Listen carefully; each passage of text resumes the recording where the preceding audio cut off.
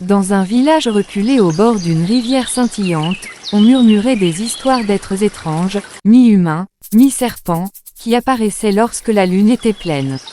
Le village vivait en harmonie avec la nature, mais les habitants évitaient soigneusement les berges à la tombée de la nuit, car elles étaient considérées comme sacrées et habitées par des esprits anciens. Amara et Kofi, un jeune couple du village, étaient connus pour leur amour profond et indéfectible. Cependant, ils gardaient un secret qu'ils n'avaient confié à personne. Chaque nuit, sous la lumière argentée de la lune, leur corps prenait la forme de serpents majestueux aux écailles lumineuses. C'était une malédiction transmise par leurs ancêtres, condamnés pour avoir défié un ancien esprit de la rivière.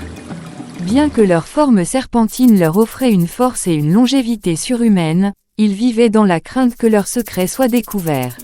Un jour, un chasseur nommé Kwesi, avide de gloire et de richesse, surprit le couple au bord de la rivière lors de leur transformation nocturne.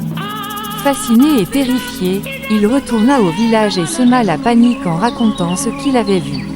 Les anciens, effrayés par la colère des dieux, décidèrent que le couple devait être éliminé pour protéger le village. Une nuit, alors qu'Amara et Kofi glissaient silencieusement dans les eaux de la rivière, les villageois tendirent une embuscade. Pris au piège, Kofi se sacrifia pour permettre à Amara de s'échapper. Il fut abattu par des lances, ses écailles dorées éclaboussées de sang. Amara, dévastée, plongea dans les profondeurs de la rivière, emportant avec elle une douleur qui allait bientôt se transformer en colère. Le lendemain, le village semblait paisible, mais la nuit suivante, tout changea. Une tempête mystérieuse se leva, et les eaux de la rivière débordèrent, inondant les champs et les maisons. Des sifflements sinistres résonnaient dans l'air, et les villageois virent une immense silhouette serpentine se dresser sous la lune.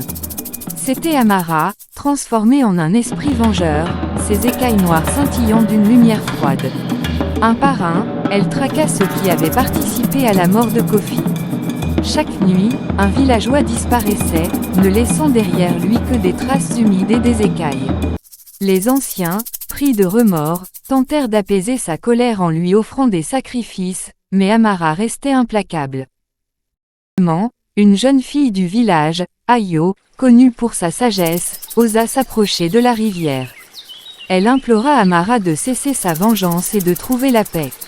Ayo lui promit que les villageois protégeraient désormais la rivière et honoreraient la mémoire de Kofi.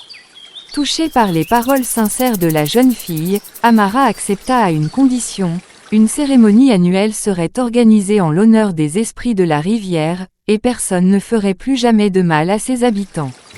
Depuis ce jour, le village vit en paix, mais les anciens avertissent toujours: ne troublez jamais les eaux de la rivière, car Amara veille, prête à défendre ce qu'elle aime.